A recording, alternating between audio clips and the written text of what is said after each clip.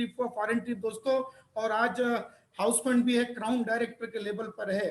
तो उन्हीं की जुबानी और उनका जो एक्सपीरियंस है, उनका जो स्ट्रगल है, उनका जो मतलब जो अनुभव है आज हमको मिलेगा, और नो डाउट कि आज हम बहुत अच्छा इस ज्ञान मंत्रा में सीख पाएंगे। तो मैं ज्यादा हम लोग उन्हीं से सुने, में ज्यादा ना बताते हुए मैं स्क्रीन पर उनको इनवाइट करना चाहूंगा।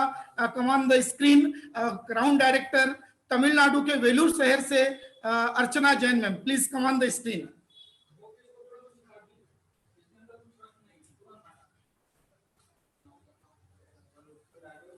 Thank you so much Raj ji, इतने अच्छे इंट्रोडक्शन के लिए थैंक यू। और गुड मॉर्निंग वॉरियर्स, मैं अर्चना जैन आप सभी का इस ज्ञान मंत्रा के सेशन में आप सभी का स्वागत करती हूँ, और एक बार फिर से हाजिर हूँ एक बहुत ही इंटरेस्टिंग टॉपिक को लेकर, जिसका नाम है ऑब्जेक्शन हैंडलिंग। दोस्तों, जब कोई नया व्यक्ति हमारा बिजनेस ज्वाइन करता है तो उसका उत्साह चरम सीमा पर होता है, और उसके बहुत सारे सपने हैं जो अपने अपलाइन की अचीवमेंट को देखकर या दूसरे लीडर्स के अचीवमेंट को देखकर बिल्ड हो जाते हैं, और एक दो मीटिंग भी अटेंड करता है, थोड़ा सा नॉलेज लेता है, और जब वो फील्ड में निकलता है तो जब पाता है कुछ लोग उसके सामने ऑब्जेक्शन थ्रो करते हैं, उसके लिए वो प्रिपेयर नहीं होता है, उसे लगता है सब कुछ बहुत आसान है और जैसा मैंने देखा था वैसा चलता चला जाएगा, उस ऑब्जेक्शन को वो हैंडल नहीं कर पाता। ऑब्जेक्शन उसके लिए न्यूक्लियर बम की तरह होती है जो उसके विश्वास के चिथड़े उड़ा देती है, और फिर उसके बाद में होता ये है कि या तो वो अपलाइन को कांटेक्ट करना बंद कर देता है, कॉल करना बंद कर देता है, उसे लगता है कि या तो ये सिस्टम उसके लिए नहीं बना है या वो इस सिस्टम के लिए नहीं बना है, जबकि ऐसा कुछ भी नहीं है, बस उस एजुकेशन की जरूरत हमें होती है। तो आइए हम शुरुआत करते हैं।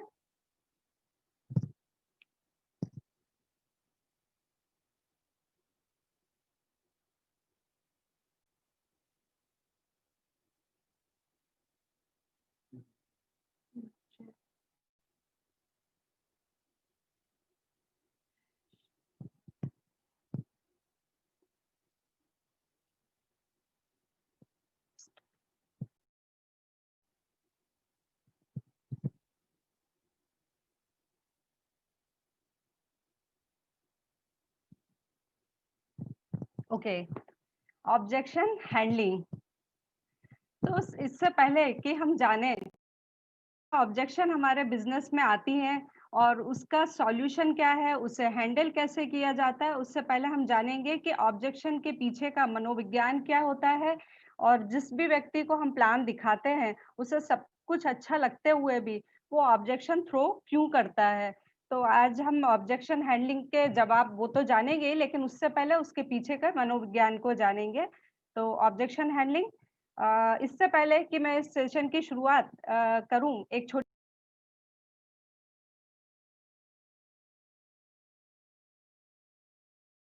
सी कहानी इसके साथ में मैं इस सेशन की शुरुआत करना चाहती हूँ। एक बार एक किसान भगवान से बहुत नाराज था,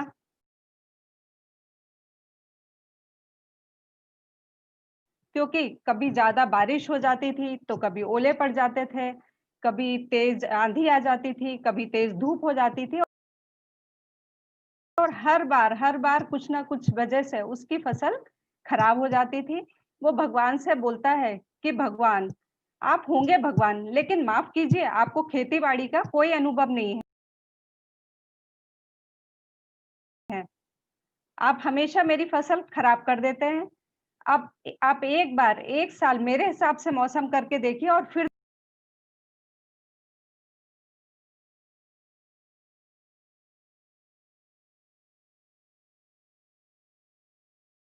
देखिए मैं कैसे अन्न के भंडार भरता हूँ।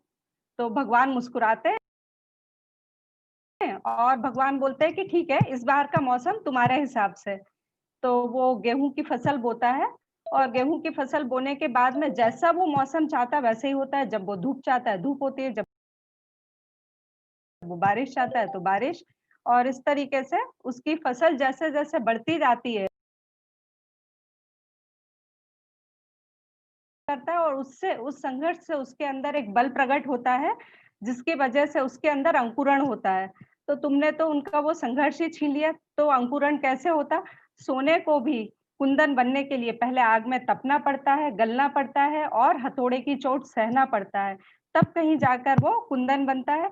इसी प्रकार अगर हमारे जीवन में या जो भी हम काम कर रहे हैं उसमें हमारे जीवन में संघर्ष नहीं होंगे, तो हम खोखले ही रह जाएँगे, हमारे अंदर कोई गुण ही विकसित नहीं हो पाएगा। संघर्ष ही तो मनुष्य रूपी तलवार को धार देते हैं। तो संघर्ष से कभी नहीं घबराना चाहिए।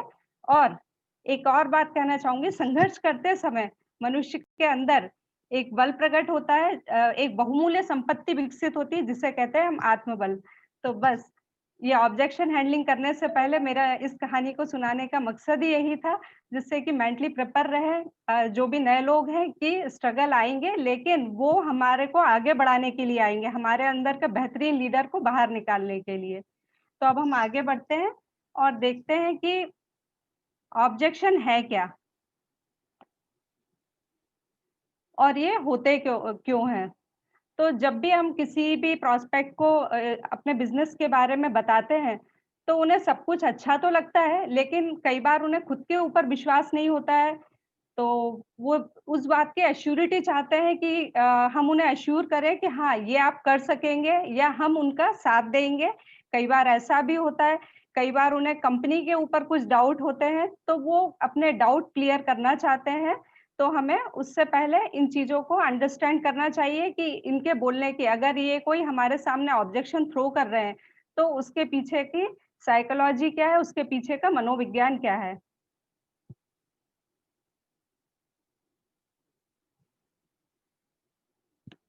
और एक बात हमें बहुत अच्छे तरीके से अंडरस्टैंड कर लेना चाहिए कि objection is not rejection. Objection rejection बिल्कुल भी नहीं है। अगर कोई आपको ऑब्जेक्शन देता है तो उसका मतलब ये नहीं है कि वो आपको रिजेक्ट कर रहा है, उसका मतलब एक सिंपल रिक्वेस्ट है और ज्यादा जानकारी के लिए, yes I want to know more, please tell me मोर।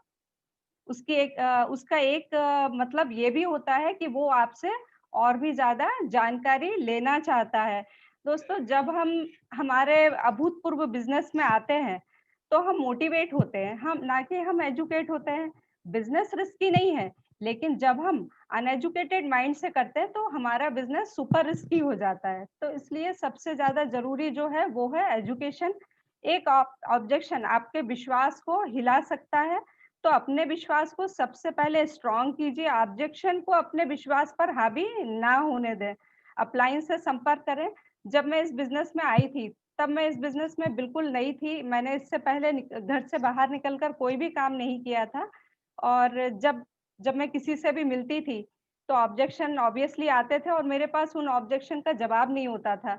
तो फिर मैं घर आकर गुरशरण जी को फ़ोन करती थी और मैं बोलती थी कि सर मैं उस जगह पर गई और मैंने वहाँ पर इस तरीके से बात की और उन्होंने ये कहा और मेरे पास तो इसका जवाब ही नहीं था। तो सर बोलते थे कि बस इतनी छोटी-सी बात, अगर उन्होंने ऐसा बोला था तो आप इसका ऐसा जवाब दे देते। तो मैं बस उसको अपने माइंड में रख लेती थी और अगली बार के लिए उस जवाब के लिए तैयार होती थी। ऐसे करके थोड़े दिनों में मैं ऑब्जेक्शन हैंडल करने के लिए तैयार हो गई। तो इस तरीके से जब हम ऑब्जेक्शन को हैंडल करते हैं, तो हमारी मेंटल इम्यूनिटी पावर बहुत इम्प्रूव हो जाती है। क्योंकि हमारी इम्यूनिटी पावर फिज़िकल जो हमारी इम्यूनिटी पावर है, उसके लिए तो हमारे पास है ही है सप्लीमेंट, लेकिन ये ऑब्जेक्शन जिसे हम हैंडल करना शुरू करते हैं, तो ये हमारी मेंटल इम्यूनिटी पावर को भी बहुत इम्प्रूव कर देते हैं। लोगों को लगता है कि हमारा बिज़नेस प्रॉब्लम का खजाना है, तो ठीक है, अगर उन्हें ऐसा लगता है तो ऐसा ही सही, लेकिन इसमें जीतता वही है, जो इस प्रॉब्लम में से अपना रास्ता बना ले। बहुत सारे लोग आँसू बहाते हुए इस बिज़नेस से बाहर निकल जाते हैं। अब हम जानते हैं कि जब आपके सामने जब आप ऑब्जेक्शन के आपके दिमाग में क्या आता है, जब आप ऑब्जेक्शन के बारे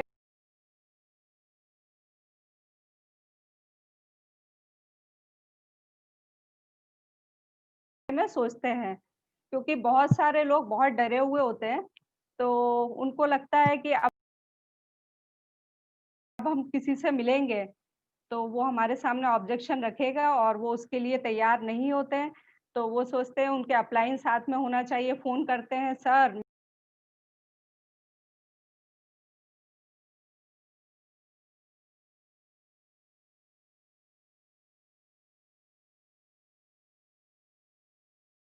मैडम आप हमारे साथ आ जाओ, वहाँ हम मिलने जा रहे हैं। तो सबसे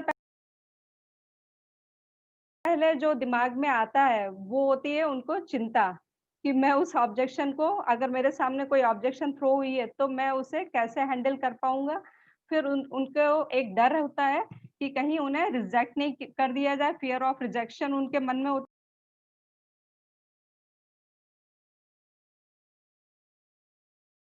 है, उनके मन में ऑब्जेक्शन से कन्फ्यूज़न क्रिएट हो जाती है, उन्हें लगता है कि ये कर पाऊँगा, ना नहीं कर पाऊँगा, ये सही बोल रहे हैं या मैं सही हूँ? उनका माइंड कन्फ्यूज़ सा हो जाता है। फिर उसके बाद में उनके माइंड में डाउट भी पैदा हो जाते हैं, उनको कंपनी के ऊपर डाउट लगने लगता है, कभी-कभी अपने ऊपर डाउट लगने लगता है।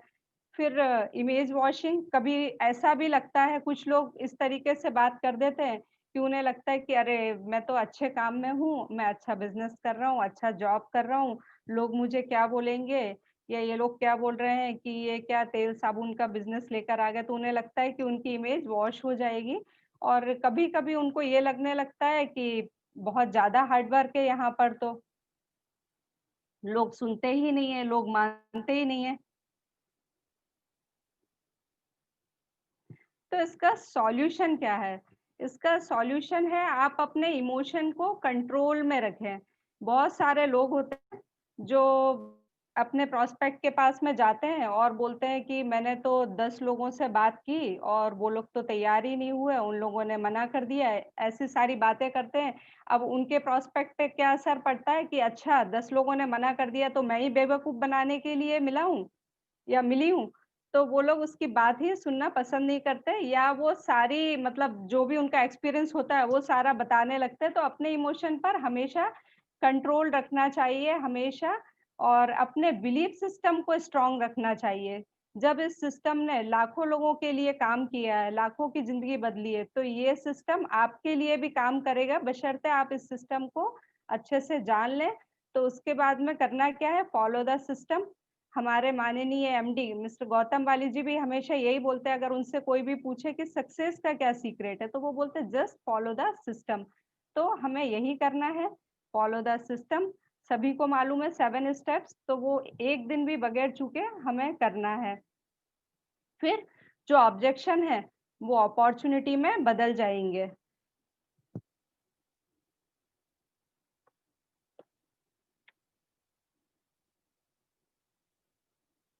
अब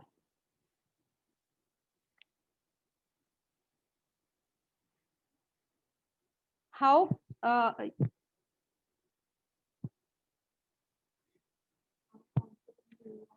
how confident you are in handling objection. अब आप ऑब्जेक्शन हैंडलिंग में कितने कॉन्फिडेंट है, आगे बढ़े इससे पहले अपने आप को जानना जरूरी है कि आप खुद कितने कॉन्फिडेंट हैं। तो इवेल्युएट योरसेल्फ, आप अपना मूल्यांकन कीजिए कि आप कहाँ पर खड़े हैं। कहीं आगे जाना उससे पहले ये जानना तो जरूरी है ना कि आप कहाँ पर हैं। अपने आप को रेट कीजिए, 10 में से मार्क्स दीजिए कि आप कितना अपने आप को रेटिंग करेंगे। अपने फिर अगेन बोलूँगी कि अपने बिलीफ सिस्टम को स्ट्रॉन्ग कीजिए। अपने खुद के ऊपर बिलीफ, अपनी कंपनी के ऊपर बिलीफ, और कंपनी के ऊपर तो डाउट बिल्कुल भी मत कीजिए, क्योंकि अगर कोई भी कमी होती हमारे प्लान में, प्रोफाइल में या प्रोडक्ट में, तो इतनी शानदार जीत, इतनी बड़ी कभी कंपनी हासिल नहीं कर सकती थी।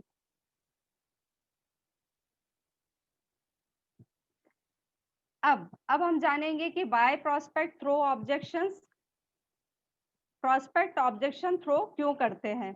तो उसकी वजह है कि लिमिटेड बिलीफ, उन्हें मालूम ही नहीं है, वो दूसरे फील्ड से आए हैं, उन्होंने दूसरा काम किया है, उन्हें वहाँ की जानकारी है, उन्हें यहाँ की जानकारी थोड़ी है। मे बी वो किसी जॉब में है, वो इंजीनियर हैं, तो उन्होंने पढ़ाई इंजीनियरिंग की है, नेटवर्क मार्केटिंग की थोड़ी की है।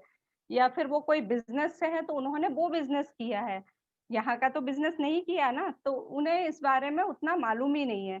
फिर उसके बाद में उन्हें एक्सपोज़र नहीं है, उन्होंने यहाँ पर कोई भी एग्ज़ाम्पल नहीं देखे हुए हैं, उन्हें मालूम ही नहीं है सक्सेसफुल लोगों की स्टोरी, तो ये भी एक वजह हो सकती है। फिर बैड प्रोस्पेक्टिंग, आपके बताने का तरीका गलत हो सकता है।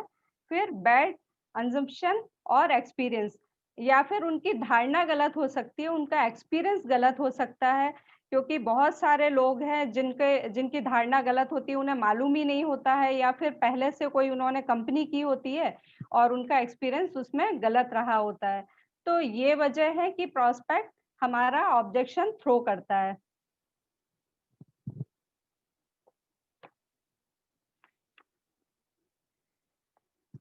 अब लोग अपॉर्चुनिटी नहीं लेते हैं, वो लेते हैं बेटर लाइफस्टाइल, वो लेते हैं अपनी प्रॉब्लम का सॉल्यूशन।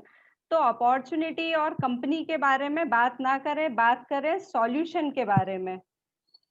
और ये बात तभी हम कर पाएंगे जब हम उन्हें बोलने का मौका दें, जब हम उनकी सुने, तब हमें पता चलेगा कि उनकी जरूरत क्या है, वो चाहते क्या है, उनका ड्रीम क्या है या उनकी प्रॉब्लम क्या है। क्योंकि हमारा बिजनेस प्रॉब्लम सॉल्विंग बिजनेस है। जब एक इंसान अगर स्पिरुलिना खरीदता है तो एक्चुअली वो स्पिरुलिना नहीं खरीदता, वो खरीदता है हेल्थ। जब कोई व्यक्ति एयर प्यूरिफायर खरीदता है तो वो एयर प्यूरिफायर नहीं खरीदता, वो खरीदता है फ्रेश एयर, ऑक्सीजन से भरपूर हवा।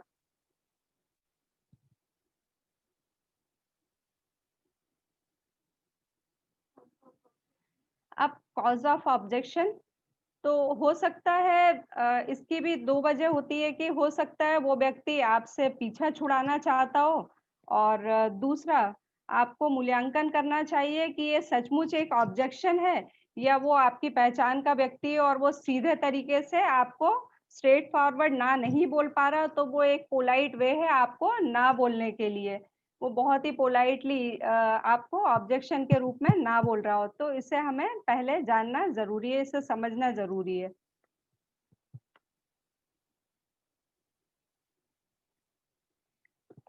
और इससे पहले कि दूसरी चीज़ें आप जानें, आपको लॉ ऑफ एवरेज भी समझना ज़रूरी है। इस ट्रेनिंग को अटेंड करने के बाद भी ज़रूरी नहीं है कि आपसे सारे ही लोग मान जाएँ, क्योंकि हर जगह लॉ ऑफ एवरेज तो होता ही है।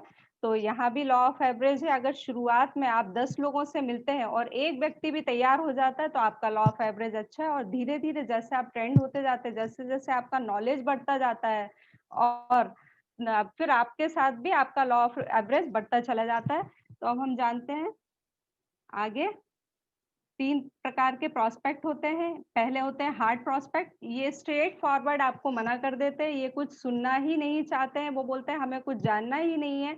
तो ऐसे लोगों पर अपना टाइम वेस्ट मत कीजिए। आपके पास में भी बहुत सारी कोल्ड कॉलिंग आती होगी, कोई बोलता होगा कि मैं एचडीएफसी बैंक से बोल रहा हूँ, नया क्रेडिट कार्ड है आपके लिए, आप बोलते हैं नहीं भई हमें सुनना ही नहीं है, हमें नहीं चाहिए। आप स्ट्रेट फॉरवर्ड मना कर देते हैं ना, ऐसे ही बहुत सारे लोग होते हैं जो स्ट्रेट फॉरवर्ड मना कर देते हैं। तो वो उन्हें हम बोलते हैं हार्ड प्रोस्पेक्ट। और जब ऐसे प्रोस्पेक्ट हमारे पल्ले पड़े तो हमें उनको मतलब उन्हें छोड़ देना चाहिए, उन पे अपना टाइम वेस्ट नहीं करना चाहिए, जो सुनने को ही तैयार नहीं है, तो उनके ऊपर आप अपना समय क्यों व्यर्थ करते हैं। और फिर आगे बढ़ते हैं मीडियम प्रोस्पेक्ट। मीडियम प्रोस्पेक्ट वो लोग होते हैं जो कुछ ना कुछ कर रहे होते हैं, अच्छा प्रोडक्ट भी यूज़ करते हैं, जिन्हें हम बताते हैं, तो शुरुआत में तो उन्हें लगता है कि नहीं हमारे पास तो है, हमें क्या करना है।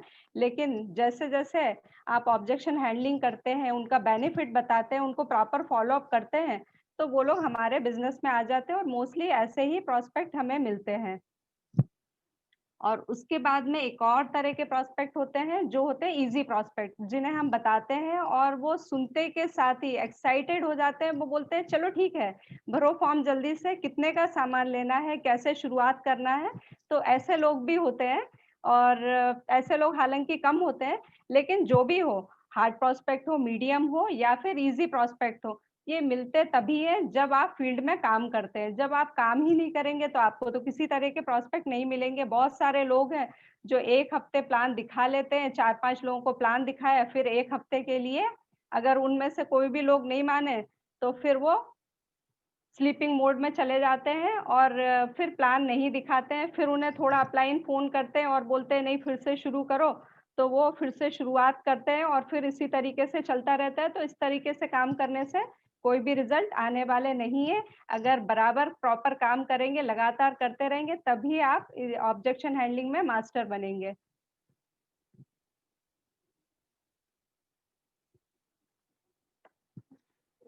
अब वी शुड टेक, हमें क्या करना चाहिए उससे पहले हम ये जानते हैं कि हमें क्या नहीं करना चाहिए जब हमारे सामने ऑब्जेक्शन आती है। तो हमें सबसे पहले तो ब्लेम नहीं करना चाहिए। ब्लेम आप किसको नहीं करेंगे, ब्लेम आप ना करें, अपने अपलाइन को ब्लेम ना करें। हमेशा लोगों को यही लगता है जब उनके सामने प्रॉब्लम आती है तो उनके सामने एक ही बंदा उन्हें दिखता है ब्लेम करने के लिए, वो होता है उसका अपलाइन। उनको लगता है अपलाइन का सपोर्ट नहीं है, अपलाइन हमारा साथ नहीं देते, अपलाइन हमारे साथ में मीटिंग में नहीं आते, हमें फ़ोन करना चाहिए, अपलाइन हमें फ़ोन नहीं करते, वगैरह-वगैरह दुनिया भर के उनके पास में ब्लेम होते हैं, क्योंकि वो उस बिज़नेस की रिस्पॉन्सिबिलिटी खुद नहीं लेते और सारी एक्सपेक्टेशन अपलाइन से रखते हैं और उन्हें ब्लेम लगाते रहते हैं, या फिर वो एक्सक्यूज़ देते हैं। तो एक्सक्यूज़ भी नहीं देना चाहिए। एक्सक्यूज़ होते हैं कि आपको मालूम नहीं है, हमारे इधर लोग लेते ही नहीं है। लोग बोलते हैं सामान बहुत महँगा है, लोग तैयार ही नहीं होते, लोग जॉइन ही नहीं करना चाहते, लोग सुनने ही नहीं चाहते, हमारा एरिया छोटा है, तो लोगों को यहाँ समझ ही नहीं है। कोई बोलता है यहाँ पर बड़ा एरिया है, कोई बोलता है सारे ही लोग जॉइन हो गए, अब मैं किसको जॉइन कराऊँ? तो ये सारे एक्सक्यूज़ हैं। तो ना तो हमें ब्लेम करना है, ना ही हमें एक्सक्यूज़ देना है। और आगे अब हमें करना क्या है, ये बिज़नेस हमारा है, इस बिज़नेस के मालिक हम खुद हैं, तो हमें इस बिज़नेस की ओनरशिप लेनी है। हमें बनना है जवाबदेह अपने बिज़नेस के प्रति, अकाउंटेबिलिटी हमें लानी है और हम इस बिज़नेस के लिए हम खुद रिस्पॉन्सिबल हैं, अपनी हार या अपनी जीत के लिए हम खुद रिस्पॉन्सिबल हैं। तो हमें रिस्पॉन्सिबिलिटी लेनी है, हमें अकाउंटेबिलिटी लेनी है और ओनरशिप लेनी है।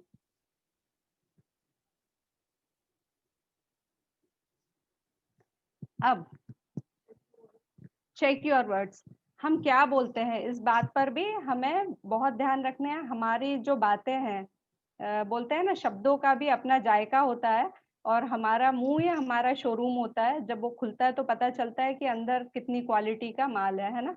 तो जो शब्द होते हैं वो भी 3 प्रकार के होते हैं। एक तो होते हैं रॉ वर्ड्स। रॉ वर्ड्स वो वर्ड्स होते हैं जब हम किसी से बोलते हैं, मैंने बहुत सारे लोगों के मुँह से सुना है, वो लोग लोगों से बोलते हैं, "भई वेस्टीज जॉइन करोगे क्या?" वेस्टीज एक बहुत अच्छी कंपनी है, वेस्टीज के प्रोडक्ट बहुत अच्छे हैं, जॉइन कर लो, ये होते हैं रॉ वर्ड्स। अगर ऐसे बोलेंगे तो अधिकतर 99% रिजल्ट नहीं आते हैं। फिर उसके बाद में जब हम कुछ मीटिंग अटेंड करते हैं, हम अपने अप्लायंस के साथ में बैठते हैं, ट्रेनिंग लेते हैं, उनको देखते हैं कि वो किस तरीके से बात करते हैं और लगातार जब सीखना शुरू करते हैं, तो हमारे रॉ वर्ड्स फाइन वर्ड्स में बदल जाते हैं और फिर हम प्रॉपर वे में लोगों से बात करने लगते हैं। हम उन्हें कंपनी के बारे में ना बता के हम उन्हें अपॉर्च्युनिटी के बारे में बताते हैं। हम बोलते हैं कि ये देखो इतनी अच्छी अपॉर्च्युनिटी है, इससे हमारी लाइफ बदल सकती है। और हम उन्हें बताते हैं कि यहाँ पर कितने सारे लोगों की लाइफ बदल गई। फिर और भी ज़्यादा जब हम ट्रेंड होते चले जाते हैं और भी ज़्यादा जब हम साथ में काम भी करते जाते हैं, ट्रेनिंग और काम दोनों साथ-साथ में चलता है। तो जब करते चले जाते हैं, तब वो हमारे fine words super fine words में बदल जाते हैं और सुपर फाइन वर्ड्स वो होते हैं कि जब हम लोगों की पहले ज़रूरत जानते हैं, लोगों के सपने जानते हैं और जो भी हो उसको उसी हिसाब से हमारे बिज़नेस को उसको प्रेज़ेंट करते हैं। अगर उनका कोई ड्रीम है, तो हम उन्हें उनके उनके ड्रीम यहाँ कैसे पूरे हो सकते हैं, उसके रूप में प्रेज़ेंट करते हैं या फिर उनकी कोई प्रॉब्लम है, चाहे वो हेल्थ की हो या फाइनेंशियल हो या कोई भी, तो हम उसे उसी प्रॉब्लम के सॉल्यूशन के रूप में प्रेज़ेंट करते हैं, तब हम सुपर फाइन वर्ड सीख जाते हैं।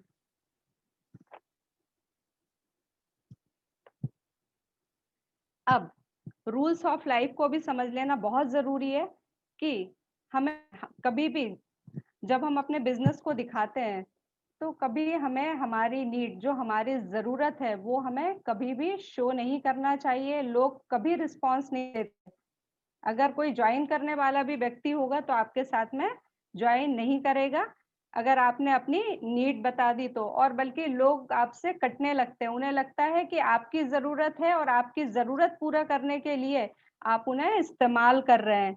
तो अपनी नीड कभी शो मत कीजिए, शो कीजिए अपॉर्च्युनिटी, बेनिफिट बताइए उनका, उन्हें बताइए कि इस बिज़नेस से उन्हें क्या मिलेगा, उनकी कौन-सी प्रॉब्लम सॉल्व होगी या फिर यहाँ यहाँ वो उस बिज़नेस से इस बिज़नेस से अपना कौन-सा ड्रीम पूरा कर पाएँगे, जो वो देखते हैं और अभी जो काम कर रहे हैं उससे नहीं कर पा रहे, तो उससे इस बिज़नेस से वो अपना ड्रीम पूरा कर पाएँगे।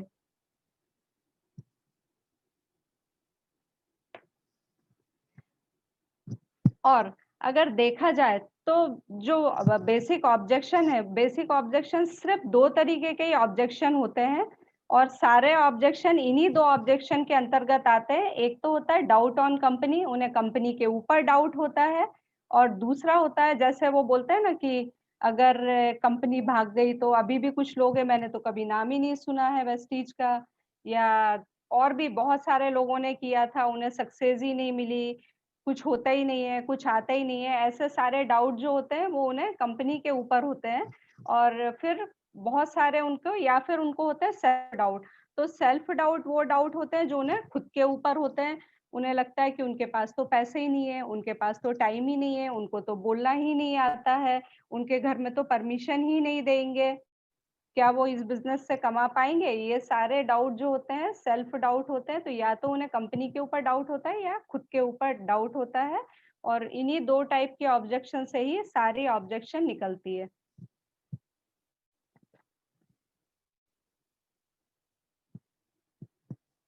अब 4 step 4 steps of handling any objection. तो ये 4 स्टेप क्या है? चलिए हम इन्हें जानते हैं। तो पहला जो स्टेप है, वो है लिसन। जब कोई भी हमारे सामने ऑब्जेक्शन थ्रो करता है, तो हमें चाहिए कि हम उसकी बात शांति से सुनें, पहले उसे खाली हो लेने दें, तभी हम उसमें कुछ भर पाएँगे। तो इसके लिए हमें क्या करना चाहिए, उससे छोटे-छोटे ऐसे सवाल करने चाहिए जिससे वो बोलने के लिए और प्रेरित हो, वो और भी ज़्यादा बातें बताए। ये कितनी बड़ी बात है कि जो कोई हर कोई इंसान किसी के साथ कुछ शेयर करना पसंद नहीं करता है। कई बार लोग हमें ऐसी भी बातें बता देते हैं जो कि अपने फ्रेंड, अपने रिलेटिव या अपने घर के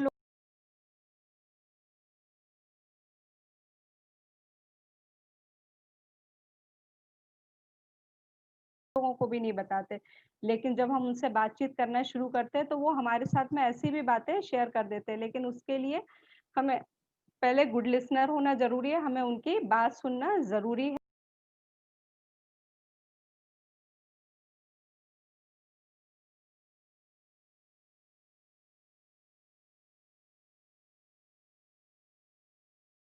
है।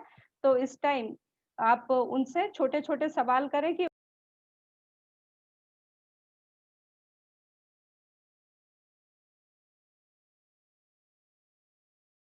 वो और ज़्यादा बोलने के लिए प्रेरित हों।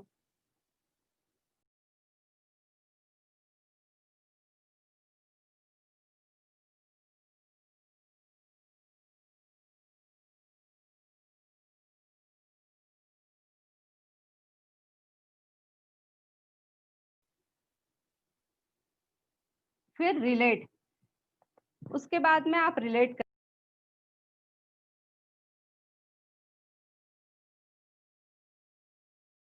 करें कि हाँ, आप तो सही बोल रहे हो, ऐसे ही होता है, वहाँ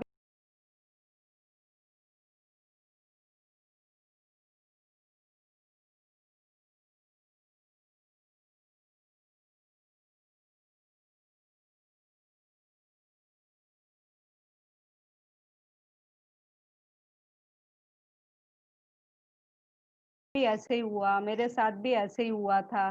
तो उनको लगता है कि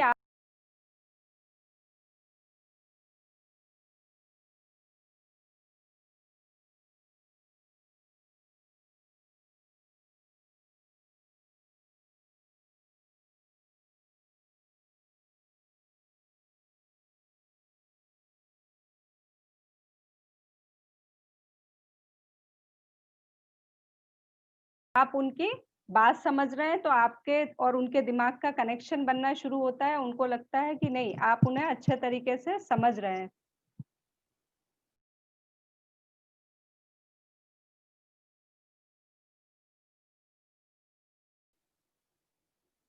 और रिलेट करते टाइम या लिसन करते टाइम आप अपनी गर्दन में एक स्प्रिंग लगा लो और हाँ,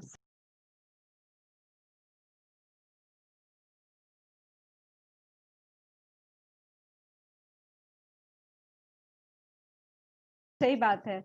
ऐसे करते रहें, उन्हें कभी भी ये मत बोले, उन्हें चैलेंज तो बिल्कुल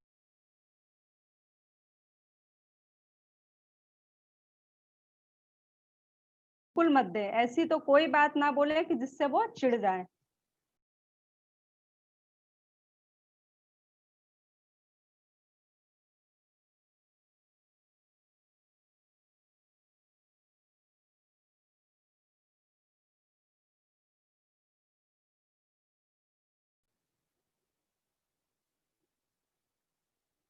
फिर उन्हें स्टोरी सुनाएं। आप अपनी स्टोरी सुना सकते हैं। और हमारे यहाँ वेस्टीज में या देखें हमारे वॉरियर फैमिली में कितनी सारी स्टोरीज है। हर फील्ड के लोग यहाँ पर कामयाब हैं और बहुत सारी स्टोरीज है। तो वो आप उनकी कोई ना कोई आपको ऐसा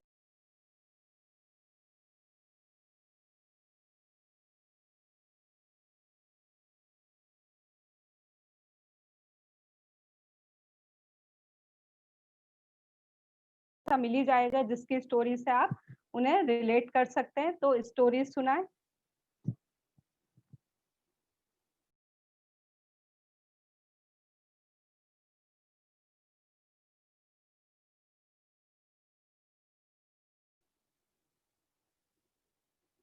फिर उसके बाद में उनसे कुछ सवाल पूछें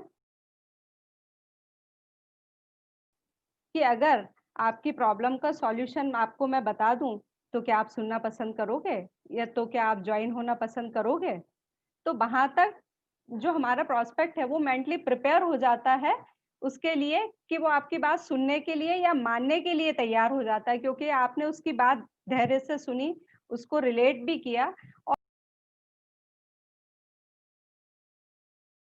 और उसको सॉल्यूशन भी बताया कि उसके साथ भी ऐसा ही हुआ था या मेरे साथ भी ऐसे ही हुआ था। और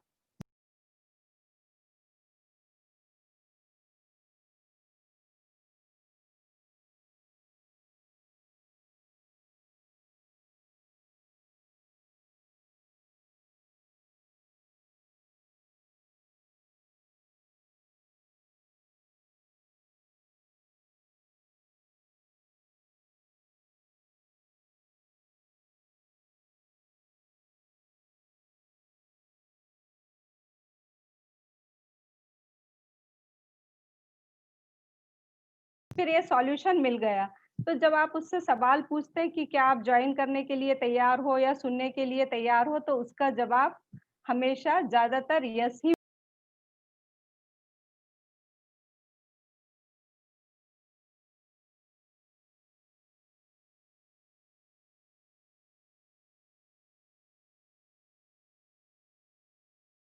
होता है कि हाँ बताइए।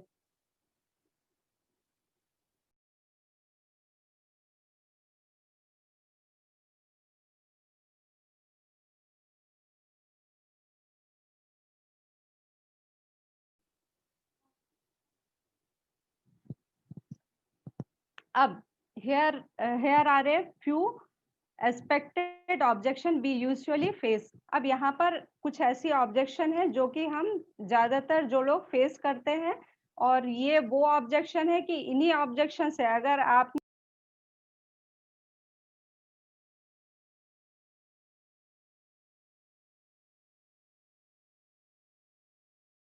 इन ये जो ऑब्जेक्शन है इसको अच्छी तरीके से हैंडल करना सीख लिया, तो फिर बाकी की जितनी भी ऑब्जेक्शन निकलती है वो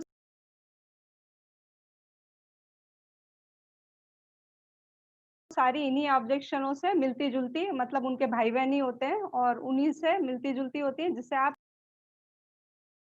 आसानी से हैंडल कर सकते हैं।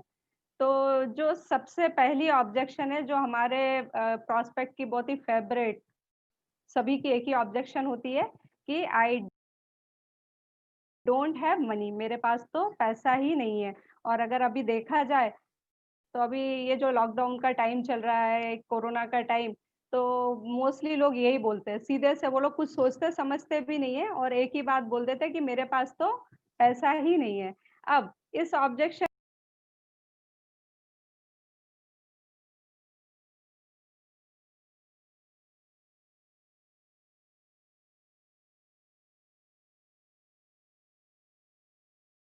को हम हैंडल कैसे करेंगे, तो आइए फिर से पुरानी स्लाइड पर चलते हैं और यहाँ पर देखते हैं लिसन।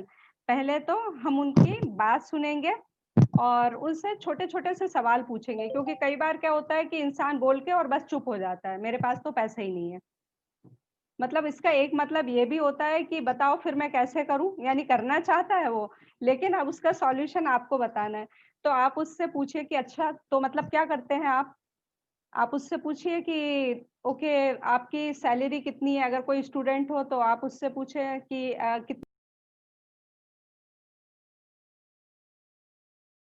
कितनी पॉकेट मनी आपको मिलती है। अच्छा एक बात बताइए, अगर रुपए होते आपके पास तो क्या आप करते?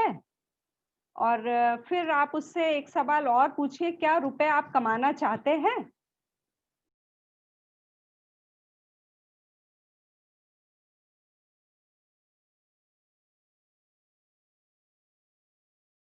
अब उसके बाद में आप उन्हें रिलेट कीजिए। हमें कभी भी उनका जवाब नहीं देना है। जब हम जवाब देते हैं तो वो बहस में बदल जाता है और उसे लगने लगता है कि हम कैसे भी करके इनको कन्विंस करने की कोशिश कर रहे हैं और वो हमसे कटने लगता है। जबकि हमें ऐसा नहीं करना, हम तो कंसल्टेंट हैं और हमें उनके डाउट क्लियर करना है। कोई कोई भी व्यक्ति डॉक्टर के पास जाता है, तो डॉक्टर पहले पता लगाता है कि वो बीमार क्यों पड़ा। तो ये इंसान दिमागी लेवल पर बीमार होता है ना? कि जो बोलता है, कई बार लोगों के पास में पैसे भी होते हैं और बोलते हैं हमारे पास तो पैसे ही नहीं है। तो अब आपको उसको अब रिलेट करेंगे। लिसन हो गया, उससे सवाल पूछ लिए, फिर उसके बाद में अब हम रिलेट करेंगे कि हाँ सर, बोल तो आप सही रहे हैं। अब देखो ना, रुपए कमाने के 2 ही ऑप्शन हैं, या तो आप जॉब करोगे या फिर आप बिज़नेस करोगे। अब जॉब का सीन भी ज़्यादा अच्छा नहीं है। और फिर जॉब भूखा तो नहीं रहने देती, लेकिन कभी सपने भी पूरे नहीं करते और बिज़नेस के लिए बहुत सारा रुपए चाहिए, इन्वेस्टमेंट भी करना होता है। तो फिर अब आप अपनी मतलब उसको ये लगेगा कि हाँ, रिलेट हो गया, ऐसा होता है। फिर स्टोरी, अब आप स्टोरी बताइए कि जब मैं इस बिज़नेस में आया था या जब मैं इस बिज़नेस में आई थी, तब मेरी भी यही प्रॉब्लम थी। मुझे लगता था कि रुपए नहीं है, कैसे करेंगे, कैसे एक्स्ट्रा रुपए निकालेंगे? लेकिन फिर मैंने देखा कि इस बिज़नेस में तो दम है, अगर कर लिया तो ये समस्या हमेशा के लिए सॉल्व हो जाएगी। तो मुझे लगा कि अरेंज करना चाहिए, पैसे को अरेंज करना चाहिए, क्योंकि यहाँ पर अगर ये बिज़नेस कर लिया तो ये सॉल्व प्रॉब्लम हमेशा के लिए सॉल्व हो जाने वाली है और अभी हमारा जो रुपए है वो प्रोडक्ट में कन्वर्ट होता है, फिर प्रोडक्ट रुपए में कन्वर्ट हो जाता है और हमें उन्हें हौसला देना है, उनका कॉन्फिडेंस बढ़ाना है। फिर उसके बाद में लास्ट में आप उनसे सवाल पूछें कि अगर मैं आपको ये बताऊँ कि इस बिज़नेस से आपकी प्रॉब्लम कैसे सॉल्व हो सकती है, तो क्या आप सुनना चाहेंगे?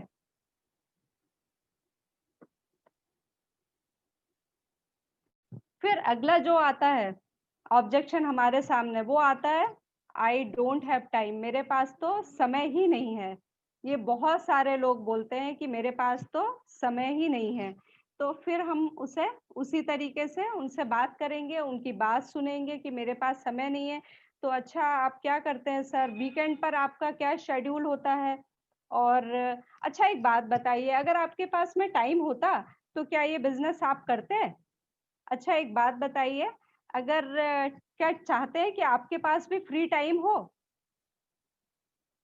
फिर उसके बाद में रिलेट कीजिए कि हर जॉब करने वाले की यही प्रॉब्लम होती है। टाइम ही सबसे बड़ी एसेट होती है, रुपए तो आता-जाता रहता है, लेकिन टाइम वापस नहीं आता। बिज़नेस जो करते हैं वो लोग, वो जॉब करने वाले लोगों से भी बिज़ी रहते हैं। जॉब वालों का तो तब भी एक टाइम होता है, लेकिन बिज़नेस वालों का तो टाइम ही नहीं होता है। आजकल लाइफ़ बड़ी हेक्टिक हो गई है। और फिर अब आप स्टोरी बताइए कि जब मैंने ये बिज़नेस जॉइन किया था, तो मेरे साथ भी यही प्रॉब्लम थी। मुझे लगता था, मुझे टाइम ही नहीं मिलता था। मुझे लगता था कि मैं कैसे ये बिज़नेस करूँगी या कैसे ये बिज़नेस करूँगा। फिर मुझे लगा कि इस प्रॉब्लम को सॉल्व किया जाना चाहिए, वरना लाइफ तो ऐसे ही निकल जाएगी। और मुझे इस बिज़नेस में प्रॉब्लम का सॉल्यूशन भी दिखा। बहुत सारे यहाँ पर लोग हैं जिन्होंने इस बिज़नेस को इसीलिए किया क्योंकि उनके पास में टाइम ही नहीं होता था। तो अगर मैं आपको बताऊँ कि इस बिज़नेस को पार्ट टाइम करके कैसे अपने टाइम को मल्टीप्लाई किया जा सकता है जिससे इनकम मल्टीप्लाई हो, तो क्या सुनना चाहेंगे? तो क्या आप हमारे बिज़नेस में जुड़ना चाहेंगे? अब अगली जो ऑब्जेक्शन है, वो भी एक बड़ी सुपर ऑब्जेक्शन है। लोग बोलते हैं ठीक है, सब कुछ अच्छा लग रहा है, लेकिन मैं अपने अपने हस्बैंड से पूछ कर बताऊँगी। लेडीज़ बोलती हैं, मोस्टली लेडीज़ बोलती हैं, या फिर बोलती हैं या फिर हस्बैंड बोलते हैं कि ठीक है, मैं जॉइन तो कर लेता हूँ, लेकिन अब प्रोडक्ट क्या-क्या लगना है, ये तो मुझे कुछ मालूम नहीं है, तो अपनी वाइफ से पूछ कर बताऊँगा। कोई स्टूडेंट होता है तो वो बोलता है कि मैं अपने पेरेंट्स से पूछकर बताऊँगा, तो इस ऑब्जेक्शन को कैसे हैंडल किया जाए? फिर हम वहीं आते हैं। तो आप सबसे पहले उनसे पूछिए, सवाल पूछिए जब वो आपसे बोलें कि मैं पूछकर बताऊँगा या पूछकर बताऊँगी, तो आप उनसे पूछें कि आपको क्या लगता है? क्या कहेंगे आपके पेरेंट्स या क्या कहेंगे आपके हस्बैंड? क्या कहेंगी आपकी वाइफ? अच्छा, आपने पहले कभी ऐसी कोई बात की है बिज़नेस के बारे में अपने हस्बैंड से या वाइफ से या पेरेंट्स से? और अगर वो आपको सपोर्ट नहीं करेंगे, तो क्या आप ये बिज़नेस करोगे? अच्छा, आपके जो भी पेरेंट्स, हस्बैंड या वाइफ हैं, तो उनको इस बिज़नेस की नॉलेज है? आप उनसे पूछिए, फिर रिलेट कीजिए कि बिज़नेस एक अलग ही दुनिया है, इसमें घरवालों का भी साथ ज़रूरी होता है। जॉब में घरवाले पूछते हैं कि भई कितनी सैलरी मिल रही है, कितना पैकेज आ रहा है, बिज़नेस में पूछते हैं कि कितना प्रॉफ़िट हो रहा है, पर कभी-कभी घरवाले समझ ही नहीं पाते हैं और बिज़नेस में रुपए तो बहुत होता है, लेकिन मेहनत भी बहुत होती है, दुकान खोलकर भी कोई एकदम से तो इनकम आती नहीं है, उसमें भी टाइम लगता है। तो अगर आपके हस्बैंड को या आपके वाइफ को इस बिज़नेस की नॉलेज है, तो वो आपको अच्छी एडवाइस देंगे और वरना तो फिर आपको ही डिसीज़न लेना पड़ेगा। फिर आप अपनी स्टोरी भी बताइए कि जब मैंने वेस्टीज शुरू की थी, तब मुझे भी शुरुआत में उतनी चीज़ें अच्छे से समझ में नहीं आती थी। मुझे नहीं पता था कि मैं कैसे कर रही हूँ, क्या कर रही हूँ क्योंकि उतनी नॉलेज नहीं थी मुझे, पर एक्साइटेड बहुत था मैं। ये एक्साइटेड मैं बहुत थी अपना जीवन बदलने के लिए। पहले मैं समझा नहीं पाती थी, फिर पार्ट टाइम स्टार्ट किया और जब रिज़ल्ट आए तो आज घर के लोग भी बहुत खुश हैं। अब सवाल पूछिए कि अगर मैं आपको कहूँ कि इस बिज़नेस का डिसीज़न आपको ही लेना है, तो क्या आप सुनना चाहेंगे? अगर इस आपकी फैमिली को इस बिज़नेस की नॉलेज नहीं है, तो फिर डिसीज़न तो आपको ही लेना पड़ेगा। तो आपको जो भी नॉलेज की ज़रूरत है या जो भी और चीज़ें जानना है, तो आप मुझसे जान लो और डिसाइड करो और आप जो भी जिनसे भी आप पूछने वाले हो, तो आखिर में ये बिज़नेस उन्हीं की तो लाइफ़ बदलने वाला है ना, बाद में उन्हीं को प्राउड फ़ील होगा। यहाँ पर मैं कुछ लोगों से ये सवाल भी पूछती हूँ कि ये वर्ल्ड है ना वर्ल्ड, उसमें 2 तरीके के लोग होते हैं, स्पेशली मैं लेडीज़ से पूछती हूँ, उसमें 2 तरीके की लेडीज़ होती हैं। एक लेडीज़ वो होती हैं, जो कि डिसीज़न नहीं ले पाती और बाद में हमेशा फ्रस्ट्रेट रहती हैं और दूसरी लेडीज़ वो होती हैं, जो कि डिसीज़न लेती हैं और मेहनत करती हैं, आगे चैलेंजेस को फेस करती हैं, आगे बढ़ती हैं और खुद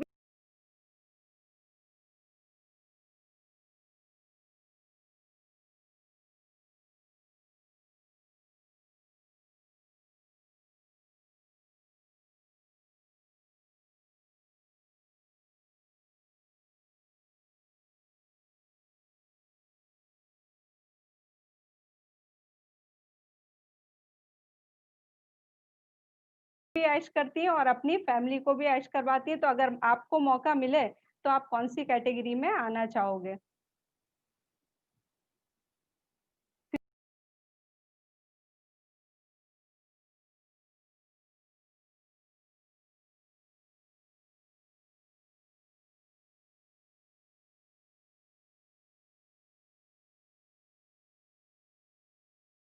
फिर अगली ऑब्जेक्शन की तरफ हम बढ़ते हैं। ये ऑब्जेक्शन भी बहुत ही पॉपुलर है, लोग बोलते हैं कि प्रोडक्ट आर कॉस्टली, प्रोडक्ट बहुत ही महँगे हैं। तो अब हमें इस ऑब्जेक्शन को हैंडल कैसे करना है?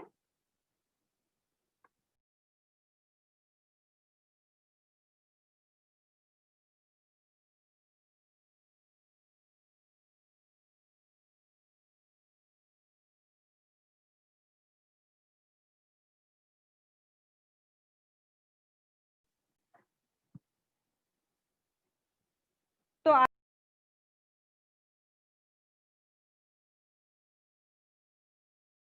आपको उनसे पूछना है। लोगों ने बोल दिया कि सब कुछ तो ठीक है, लेकिन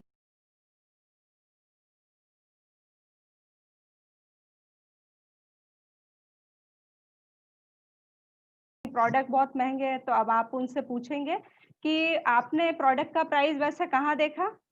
क्या आपने पहले कभी हमारे प्रोडक्ट इस्तेमाल किए हैं? अच्छा, प्राइस कम होता तो क्या आप इस बिज़नेस को करते? अच्छा, एक बात बताइए, रुपए कमाना चाहते हैं आप?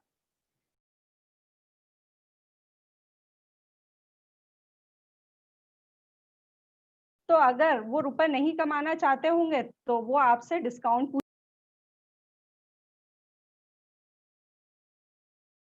पूछेंगे। समझ जाइए कि वो आपके कस्टमर हैं, वो आपके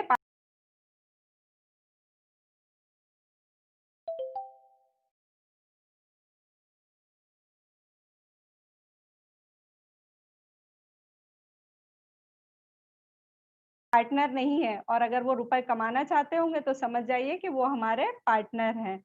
तो उसके बाद में रिलेट कीजिए कि हाँ, आप सही बोल रहे हैं, अब आजकल तो बहुत महँगाई हो गई है, हर सामान महँगा है, बाज़ार में देखो कितनी महँगाई है, बाज़ार जाओ तो पता चलता है। अब सस्ता सामान अगर हम ले भी लें, तो वो हमारी हेल्थ खराब कर देता है, और अच्छा सामान महँगा होता है। लेकिन आजकल लोग वही पसंद करते हैं, महँगा सामान ही लेना पसंद करते हैं। वो सोचते हैं बाद में डॉक्टर के ऊपर खर्च करने से तो अच्छा है कि अपने ही ऊपर खर्च कर लो।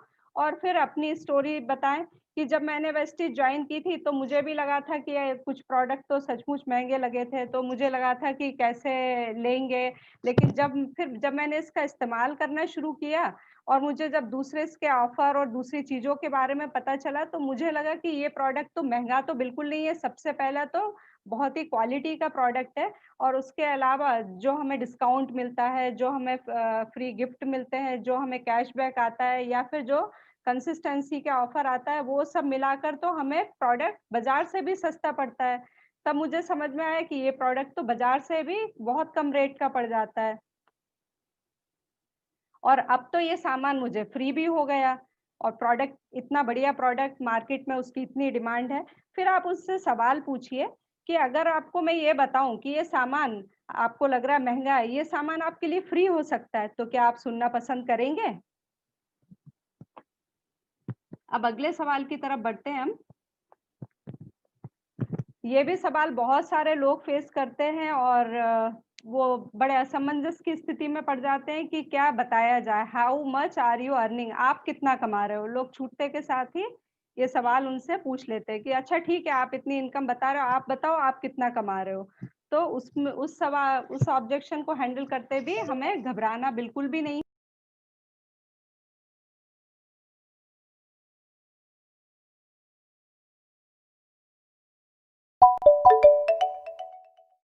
A call from Arif Bhai. है।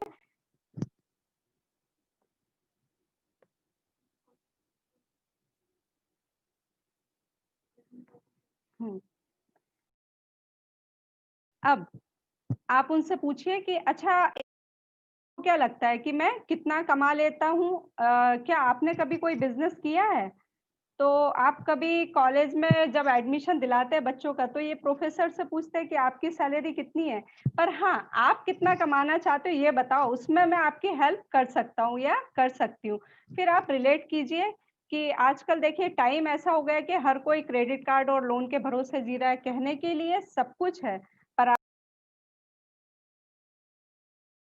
आदमी लोन से परेशान है, लाइफ लोन भरने में निकल जाती है, बिज़नेस वालों का रुपए भी मार्केट में फँसा रहता है, हर किसी का यही हाल हो रहा है। अब स्टोरी बताइए अपनी कि जब मैंने इस कंपनी को जॉइन किया था और टॉप लीडर्स की इनकम देखी थी, तो समझ में आया कि यहाँ पर बहुत रुपए है, समुद्र है ये, और यहाँ पर लीडर्स भी हमें सपोर्ट करते हैं हमारी इनकम के लिए। फिर सवाल पूछे कि अगर मैं आपसे ये कहूँ कि इस बिज़नेस में आप जितना चाहें उतना कमा सकते हैं, तो क्या आप सुनना पसंद करेंगे? फिर नेक्स्ट ऑब्जेक्शन। अब लोगों को लगता है कि नेटवर्क मार्केटिंग अच्छी नहीं है। उनको लगता है ये सही कॉन्सेप्ट नहीं है, ये फ्रॉड है। तो उसके लिए भी हम उनसे सवाल पूछेंगे कि क्या आपने पहले कभी कोई कंपनी की है? क्या आपने पहले कभी इस तरीके का कोई बिज़नेस किया है? क्या, और उनसे ये भी सवाल पूछे कि क्या आपने कभी नेटवर्क मार्केटिंग में या वेस्टीज में किसी को सफल होते देखा है? अगर वो बोलेंगे कि हाँ, देखा है, तो हम बोलेंगे कि ठीक है, फिर तो आपके पास में प्रूफ है ही है। और अगर देखा है तो आपको समझ में आ ही गया कि यहाँ पर पैसा आता है। तो फिर रिलेट कीजिए आप कि आजकल 80% स्टार्टअप 2 साल के अंदर बंद हो जाते हैं, सब ठीक होता है, फिर भी पता नहीं क्या होता है, जॉब का सीन भी बड़ा खराब है। हर रोज़ ही न्यूज़ आ रही है कि मार्केट एम्प्लॉइज़ को फायर करने की, और अभी तो टाइम ही यही चल रहा है। तो फिर स्टोरी बताइए कि जब मैंने वेस्टीज को जॉइन किया था, तब मुझे भी ऐसे ही लगा था, हर कोई अपनी स्टोरी बता रहा था। पर जब मैंने कुछ फैक्ट की चीजें डाली समझी, और उसके बाद में मुझे समझ में आया कि ये बिजनेस कितना पावरफुल है, और यहाँ पर खोने के लिए तो कुछ भी नहीं है और पाने के लिए अपार है। तो अगर मैं आपसे कहूँ कि प्रॉपर वे में इस बिजनेस को किया जाए तो 100% सफलता मिलेगी, तो क्या आप ज्वाइन करेंगे? फिर अगली ऑब्जेक्शन है, I can't convince, I am not a salesman. बहुत सारे लोगों को लगता है कि मेरे में तो कन्विंस पावर ही नहीं है, मैं कोई सेल्समैन नहीं हूँ। तो उसको हम कैसे हैंडल करेंगे? उसको भी हम उसी तरीके से हैंडल करेंगे, लिसन करेंगे। क्या आपने कभी कोई बिजनेस किया है? एक बिजनेस में रुपए कब आता है? जब प्रोडक्ट सेल होता है, सही बात है ना? और अगर आप जॉब करते हैं तो जॉब में भी देखा 8-10 साल के एक्सपीरियंस के बाद में हर जॉब सेल्स में ही कन्वर्ट हो जाती है। कभी क्लाइंट को कन्विंस करो, कभी सीनियर्स को करो, कभी एम्प्लॉयज को, कभी घर वालों को। तो जब जॉब सेल्स में कन्वर्ट हो ही रही है तो फिर क्यों ना हम अपने लिए ही काम करें? हमारा बिजनेस तो कन्विंस करने का है ही नहीं है, जबकि जॉब में तो हर किसी को कन्विंस करना पड़ता है। और जब मैंने ज्वाइन की थी, फिर अपनी स्टोरी भी उन्हें बताई है कि जब मैंने ज्वाइन की थी तब मुझे भी सेल्स का कोई एक्सपीरियंस नहीं था, लोगों से बात करनी नहीं आती थी, डर लगता था बहुत।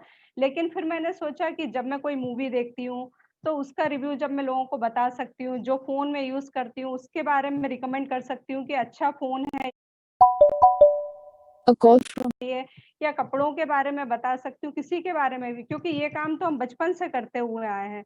तो हमें तो बचपन से आदत है जानकारी देने की, तो इसमें भी हम जानकारी तो देना है। फिर यहाँ पर सीखा और स्टार्ट कर दिया बिज़नेस, टीम बननी शुरू कर दी और रुपए आना शुरू हो गए। तो अगर मैं आपको ये बताऊँ कि इस बिज़नेस को प्रोफ़ेशनल वे में कैसे किया जाता है, इसकी ट्रेनिंग देंगे, तो क्या आप सुनना पसंद करेंगे? फिर नेक्स्ट ऑब्जेक्शन है, how fast can I get success and earn money? मैं यहाँ पर कितनी जल्दी कमा सकता हूँ, मुझे पैसा कितनी जल्दी आएगा? ये बहुत लोगों को लगता है। उनको लगता है उन्होंने कई लोग होते हैं जो परचेस करते हैं और पूछते हैं अपलाइन से कि मुझे इसका कितना पैसा आएगा। तो आपको उन्हें फिर वही करना है, लिसन, उनसे सवाल पूछिए, क्या आपने कभी कोई बिजनेस किया है? एक बिजनेस में रुपए कब आता है? जब प्रोडक्ट सेल होता है, सही बात है ना? तो यहाँ पर साल से नहीं बल्कि सेल से पैसा आता है। और मैंने ऑब्जर्व किया है कि जो मेरे कुछ फ्रेंड और रिलेटिव को जो बिज़नेस करते हैं, या मैं खुद एक बिज़नेस क्लास फैमिली से हूँ, तो मुझे पता चलता है जब भी कोई बिज़नेस हम स्टार्ट करते हैं तो 2-3 साल तो अपने घर का ही रुपए लगता है। हम तो इनकम के बारे में सोच भी नहीं सकते, और फिर उसके बाद में पैसा आना शुरू होता है और बिज़नेस बिज़नेस रफ्तार पकड़ता है। तब तक तो सारे खर्चे हमें खुद ही उठाने पड़ते हैं। तो इसमें ये तय करता है आपकी, फिर स्टोरी बताइए और बताइए कि ये तय करता है आपकी रफ्तार के ऊपर। एक बार की बात है, एक किसान अपने खेत में काम कर रहा था, एक व्यक्ति आया और उसने कहा शहर यहाँ से कितनी दूर है? उसने कोई जवाब नहीं दिया, 2-3 बार पूछा, उसने कहा बड़ा अकड़ू है ये किसान। तो वो थोड़ा आगे जाता है और उसके बाद में जैसे ही वो जाता है, तो वो किसान ज़ोर से आवाज़ लगाकर बोलता है कि यहाँ से 40 मील दूर है। तो वो बोलता है तुमने पहले क्यों जवाब नहीं दिया था? तो उसने बोला कि मुझे तुम्हारी स्पीड थोड़ी मालूम थी कि तुम्हारी स्पीड कितनी है, तुम्हारी स्पीड देखकर मैंने जवाब दिया। तो इस बिज़नेस में भी आपकी स्पीड के हिसाब से ही आपको पैसा आता है। तो अगर मैं आपको ये कहूँ, अब आप सवाल पूछिए कि अगर मैं आपको ये कहूँ कि इस बिज़नेस को प्रॉपर प्रोफेशनल वे में करते, इसकी ट्रेनिंग सपोर्ट देंगे, ये सब आपके हाथ में, जितनी जल्दी सीखेंगे उतनी जल्दी कर पाएँगे। फिर अगला सवाल है कि I tried before it doesn't work. ये कंपनी के ऊपर है उन्हें डाउट। वो बोलते हैं मैंने पहले भी किया है और ये काम नहीं करता है। तो उनसे पूछिए कि क्या आपने कभी पहले वेस्टीज किया है या कोई बिज़नेस किया है? तो बिज़नेस में रुपए कब आता है? जब सेल जनरेट होती है। तो आपने अगर वेस्टीज किया था तो क्यों किया था? फिर रिलेट कीजिए कि देखो भई यहाँ पर एक सिस्टम है, तो जो सिस्टम के हिसाब से काम करता है तो उन्हें सक्सेस नहीं मिलती है, जो नहीं करता है, जो सिस्टम के हिसाब से काम करता है उन्हें सक्सेस मिलती है, जो नहीं करता है उन्हें सक्सेस नहीं मिलती है। तो इस आज के बाद जो भी व्यक्ति आपको मिले, जिसे वेस्टीज में कामयाबी ना मिली हो, तो आप समझ जाइएगा कि या तो इसको सिस्टम का पता ही नहीं था, और अगर पता था तो इसने सिस्टम के हिसाब से काम ही नहीं किया। तो फिर अपनी स्टोरी बताइए कि जब मैं इस बिज़नेस में आया था या आई थी तब मुझे भी लगता था कि कैसे होगा, पर जब मैंने यहाँ कामयाब लोगों को देखा, समझा, और सिस्टम को समझा, जैसे सीनियर बोल रहे हैं वैसे किया तो सब कुछ आसान हो गया और रिजल्ट आपके सामने है। तो अगर मैं आपसे ये कहूँ कि यहाँ पर सफल होने के लिए एक सिस्टम बनाया गया है, तो जानना चाहोगे आप? और फिर आखिरी की जो ऑब्जेक्शन है वो ये है कि मैं ज्वाइन तो करूंगा लेकिन लॉकडाउन खत्म होने के बाद में। तो अब आप उनसे सवाल पूछिए कि आपने कहा लॉकडाउन खत्म होने के बाद में ज्वाइन करेंगे, ऐसा क्यों? क्या आपके पास में कुछ कंफर्मेशन है कि ये सारी स्थितियां जो अभी चल रही हैं ये सब कब खत्म होंगी? और अगर अभी भी 2-4 और महीने लॉकडाउन नहीं खुलता तो लॉकडाउन में भी पैसा कमाना चाहते हैं? फिर रिलेट कीजिए कि हम लोगों ने कभी ऐसा सोचा नहीं था कि जीवन में एक टाइम ऐसा भी आएगा कि हमें घर में बंद होना पड़ेगा, अपने काम धंधे बंद करना पड़ेंगे, लेकिन आया और उस टाइम पर यही बिजनेस था जो चला। और फिर स्टोरी बताइए, और कल के इवेंट में तो आप ऐसे बहुत सारे लोगों से मिलने भी वाले हैं जिन्होंने 5 लाख रुपए से ज्यादा इस लॉकडाउन के टाइम पर कमाया है, 5 लाख से भी ज्यादा कमाया, तो उन लोगों की स्टोरी बताइए और साथ में उन्हें ये सवाल पूछिए, अगर मैं कहूँ कि लॉकडाउन में भी घर में बैठकर और फोन पर बिजनेस किया जा सकता है, तो क्या जानना चाहेंगे आप? तो फ्रेंड्स, ये वो ऑब्जेक्शन थी जिसमें से मतलब ये बेसिक ऑब्जेक्शन, और इन्हीं ऑब्जेक्शन में अगर आप परफेक्ट हो गए तो फिर आप कोई भी ऑब्जेक्शन हैंडल कर सकते हैं। तो यहाँ पर मैं अपनी प्रेजेंटेशन को खत्म करती हूँ और thank you so much warriors management, मुझे फिर से ये ग्रेट अपॉर्चुनिटी देने के लिए। Thank you so much one team बज, और राज जी को बहुत सारा thanks. Thank you so much warriors के ऑल लीडरशिप को। थैंक यू सो मच मेरी टीम को। थैंक यू सो मच आज जो लोग सुन रहे हैं। और साथ में मैं एक बहुत बड़ा थैंक्स, एक स्पेशल थैंक्स देना चाहती हूँ मेरी फैमिली को, क्योंकि जब कल शाम को ये अपॉर्चुनिटी मेरे सामने आई तो मैं कुछ फिजिकली ठीक नहीं थी, नॉट फीलिंग वेल जैसी स्थिति थी, तो मुझे लग रहा था कि क्या करूं, लेकिन मेरी बेटी ने तब मुझसे कहा कि माँ आप हमेशा बोलते हो कि ग्रैब द अपॉर्चुनिटी, तो जब आप ही ग्रैब नहीं करोगे तो आप दूसरों को कैसे बोलोगे? और तब मुझे लगा कि हाँ, अगर मैंने आज ये अपॉर्चुनिटी छोड़ दी तो मैं अपने बच्चों को नहीं बोल पाऊंगी और अपनी टीम को बोलते टाइम भी मुझे ये कॉन्फिडेंस नहीं रहेगा। तो मैं अपनी बेटी को बहुत थैंक्स बोलना चाहती हूँ, मेरी जेठानी जिन्हें मैं दीदी बोलती हूँ, और वो हमेशा उन्होंने स्ट्रगल के टाइम से मेरा साथ दिया, उनको बहुत सारा थैंक्स। और ये जो आपने पीपीटी देखी, ये मेरी डॉटर इन लॉ साक्षी ने तैयार की, परसों की पीपीटी भी उसी ने तैयार की थी, जब उसे पता चला तो उसने देर रात तक बैठ के तैयार की, तो उसके लिए बहुत सारा थैंक्स। और मेरी पूरी फैमिली को जो मुझे प्रत्यक्ष और अप्रत्यक्ष रूप से साथ देते हैं, तो उन सभी को thanks. Thank you so much, wish you wealth, love you all, जय भारत, जय वेस्टीज, जय warriors. Thank you so much, wish you wealth.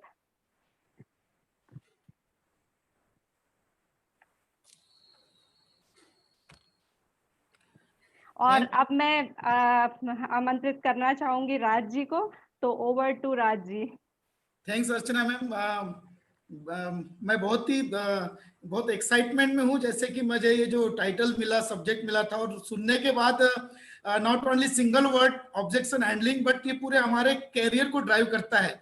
सो एक लाइन आपके लिए बोलूंगा मैं अर्चना मैम के लिए, कि दरअसल वही जीवन की चाल समझता है जो सफर में धूल को गुलाल समझता है। एक बार फिर रिपीट करूंगा आप लोगों के लिए, दरअसल वही जीवन की चाल समझता है जो सफर में धूल को गुलाल समझता है। Thank you so much Archana ma'am, बहुत ही बेहतरीन तरीके से आपने जो आज नॉलेज दिया। और थैंक्स कहना चाहूंगा वॉरियर्स मैनेजमेंट को, कि वाकई सोने पे सुहागा, एक से एक नगीने हैं हमारे पास में, मतलब इस वॉरियर्स पर। दोस्तों, ये था प्रेजेंटेशन अर्चना मैम का।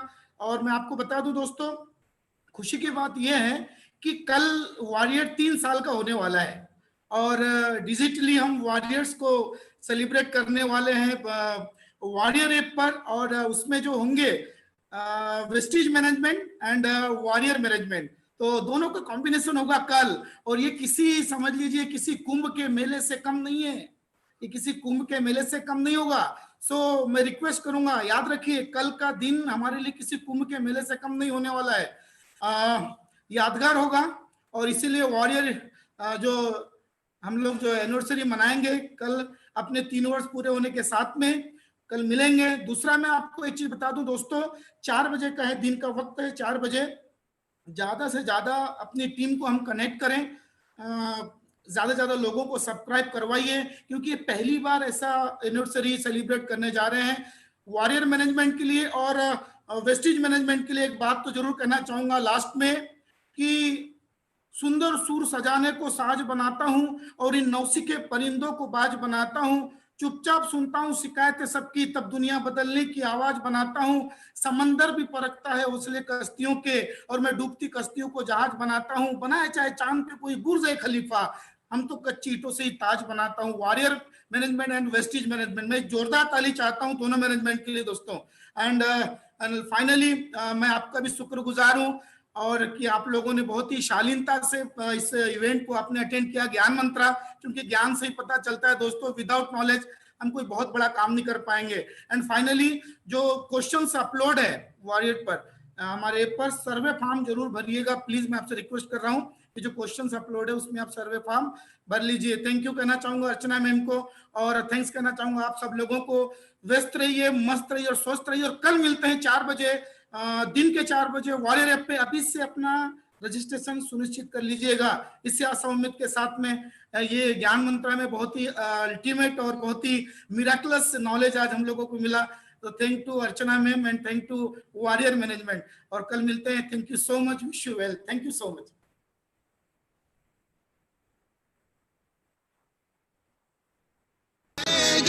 इंडिया वेस्टीज के साथ।